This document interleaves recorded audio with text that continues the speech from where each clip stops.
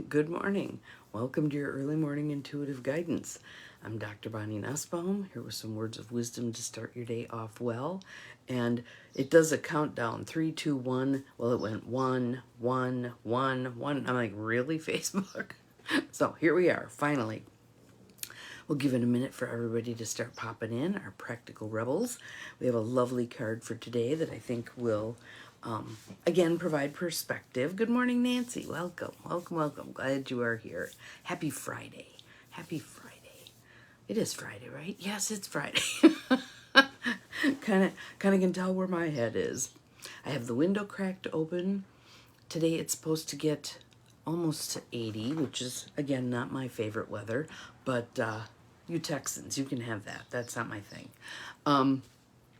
So I got the window cracked open to let fresh air in for a little while, and then we'll close everything up. Good morning, Beth. Welcome.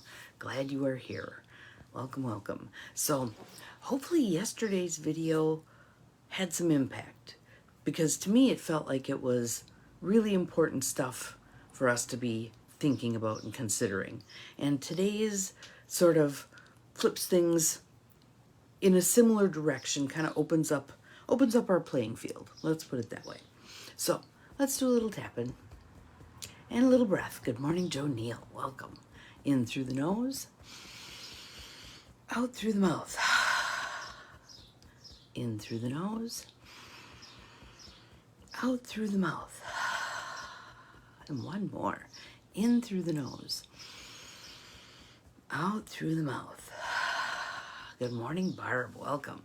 So what do you have on your agenda today that you're looking forward to? Let's hear. Let's put some things in the feed. What are you looking forward to? And if you don't have anything on the agenda today that you are looking forward to, maybe it doesn't need to be on your agenda, but looking forward to some aspect of your day, we need to talk. We need to talk. There should be something in every day that makes you look forward to, yeah, this is good. So mine is tonight I'm meeting up with my friend Candy for Italian food. Can't go wrong. I had suggested Mexican, and she says, how about Italian? And I said, sure. Or Victoria's? And she said, yeah, because then you get 4 meals out of it, which is absolutely true. I mean, those plates are about yay big. So our card for today, I want us to view the magic in this card. View the magic in this card. Because for a lot of women, I'm going to read that you're going to the gym and a walk. Fabulous. Good, good, good. I'm going to read this card and you're going to do the eye roll and go, I already do this. Yes, you do. But now we're going to do this in a different way. And not really a WIIFM kind of way. Calling a friend in Oregon. Fabulous. Wonderful, wonderful. Good morning, Carolyn. Glad you are here. The Practical Rebels just rolling in. This is good. This is good. So again, I want to remind you also, if you're not on my regular list for the invitation for Sunday's Zoom call, yes, Victoria's is delicious. And I love that it's owned by Hispanic men. It's an Italian restaurant owned by Hispanic men. I just think that's hilarious. So they are so fun too. They are just fun people. They are very welcoming and very watching your grandson after school. I was thinking about school because yesterday in the rain, there's a bunch of kids headed over for the middle school with their caps and gowns on. And I thought, oh yeah, it is a Thursday. Usually there's graduation on Thursday.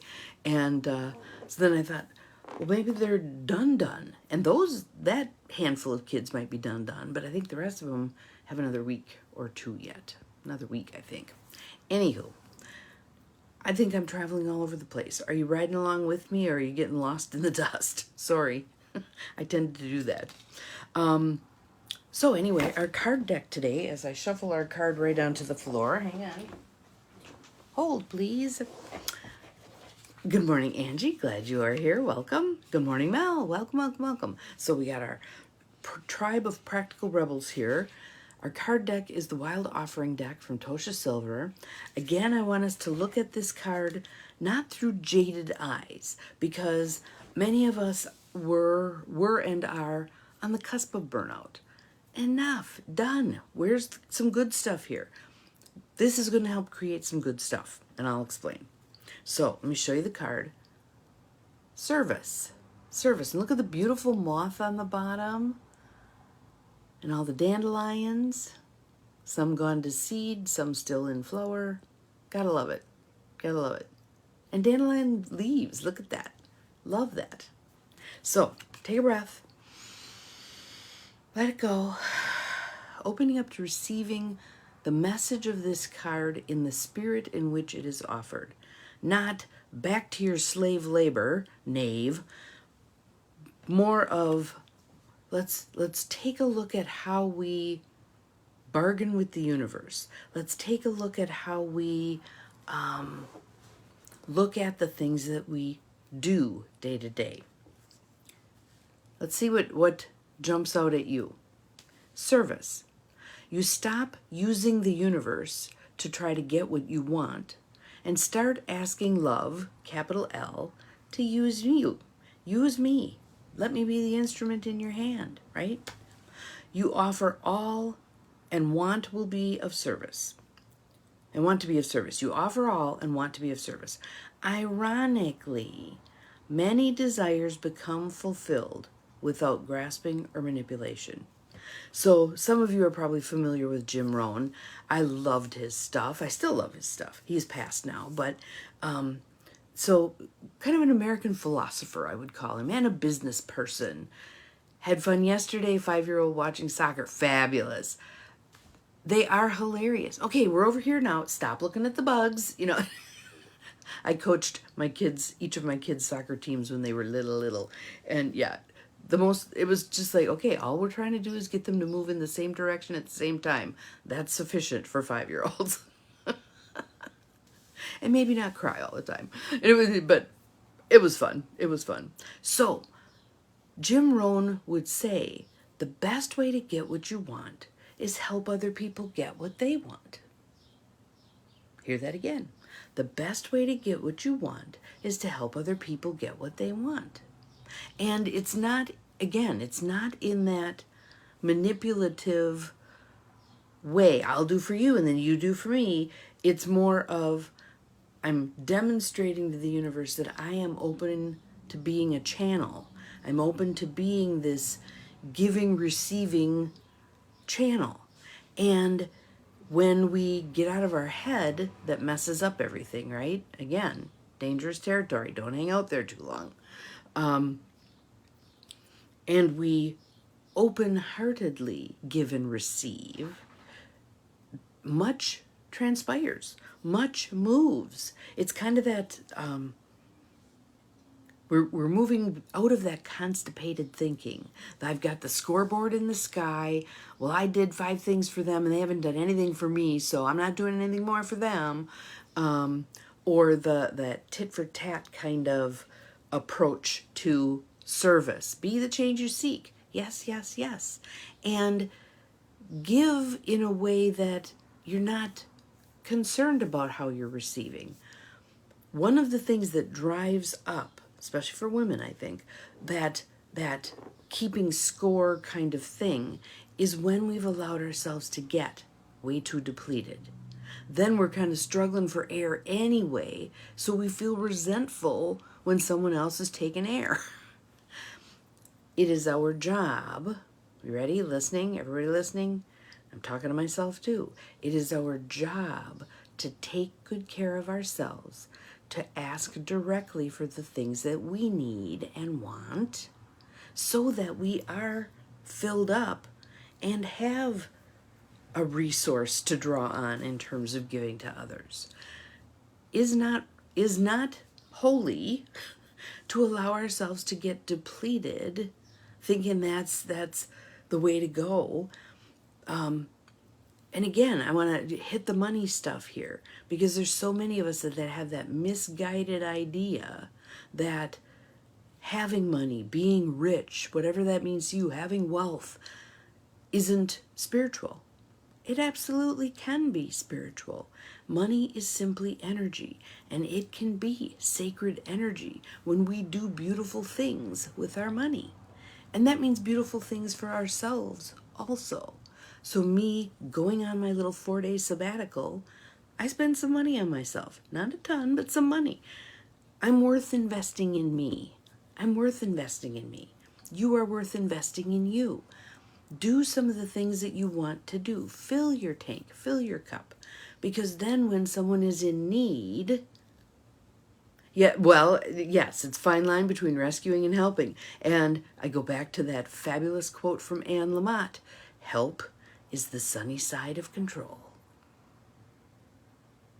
Here, let me do this for you. Message being, I don't think you can do it for yourself. How well are you cleaning in front of your own doorstep? It's very easy for all of us to go, well, she should do that, and he should do this, and why is he doing that? And clean in front of your own doorstep. What am I pretending not to see in my own world? What am I not willing to clean up in my own world that all of a sudden I'm focused on everybody else's agenda, taking everybody else's agenda? Clean in front of your own doorstep first. And this being of service, again, when you are allowing yourself to be the instrument in God's hands, it's not going to get as messed up. It's when we've got our ego involved. Oh, I can help them, and I can get some kudos for helping them. It all gets messed up. If we say, okay, I'm the instrument in your hand, use me at will, open my eyes to what are needs that I can be of assistance with without stepping on toes, without messing up someone's own sovereignty. How can I support you in this? Can oftentimes be a whole lot better than how can I help you with this? Good morning, Cheryl. Welcome. Glad you're here. And simply because we look at something, I was working with someone last night, and the struggle is real. It's a big struggle. Is it my job to fix it? No. But I held big space, and I held up the mirror so that this person could say, yes, I have created this mess. And I'm willing to take the first baby steps toward fixing this mess. It is her mess to fix. Absolutely, absolutely. So let me read it again. Let me show you first, because I like that moth on the bottom. Service. You stop using the universe to try to get what you want and start asking love to use you. You offer all and want to be of service. Ironically, many desires become fulfilled without grasping or manipulation. So you're becoming that clear tube, vessel, whatever, that channels the divine love energy into whoever is struggling. You're not necessarily taking the struggle away, because go back to the chrysalis. If you break the monarch out of the chrysalis as it's struggling to emerge, you forever disable it. You forever disable it. You're not helping. I said that to somebody yesterday about it being time to shift focus a little bit. When we give kids everything they want, they don't have a perspective. And especially in their teens, I think it's vital that we're showing them, here's what life is about. Here's what rent cost. Here, that book that you want, here's what that cost. I'll pay half. If you want these fancy jeans, I'll pay half. You figure out a way to earn the money for the other half. Putting people in the position of exercising their sovereignty. Yeah, I guess I really don't want those jeans that bad. It was easy when mom and dad were paying for it. If I'm paying out of my own pocket, and if it's going to require some sweat equity, maybe I don't want them so bad. Or maybe I do, and I will be industrious to make this happen. So, being of service. Right now, I'd like you to do an inventory, a loving, kind inventory of the people, places, and things to which you are offering service currently. All of us do something, right? We bring our neighbor's mail in because they just had their knee replaced, whatever. Look at each one of those with the clear eyes, right? What am I hoping to get out of doing this? What am I hoping? Yes, empowering them. What am I hoping to get out of doing this? If I'm looking for an ego boost, I might want to take a look at my motivation. That's not saying that seeking recognition is a bad thing, because there are those of us who are very recognition motivated. That's okay. But when it takes on that life of its own, then we might want to take another look at it. Is this serving me, or am I serving this? Kind of a deal. And look at, what am I expecting out of this? If I have an expectation, if there's strings attached, if I've attached strings to doing this thing for this person, that's not altruism. There are some who would argue that there really is no true altruism, because when we do something kind for someone else, oftentimes we do feel good. We get a good, so that we are getting a hit off of it. We are getting something out of it. But again, it's just being discerning about, what am I expecting out of this? What is my desire in terms of doing this? What do I expect in return? If nothing, wonderful. If a thank you, maybe that's not such a bad deal either, especially if it's your kids, you're doing something for your kids, training them up to be grateful, because it's something we have to learn. But if you've got this whole list of things, well, now I did this for you, so you now have to do this, this, and this for me, check that behavior. Check that behavior. So that is our card for today. Service, something useful for all of us to be thinking about. Have an awesome Friday. We'll see you again tomorrow. Remember, you're capable of far more than you think you are. Bye-bye.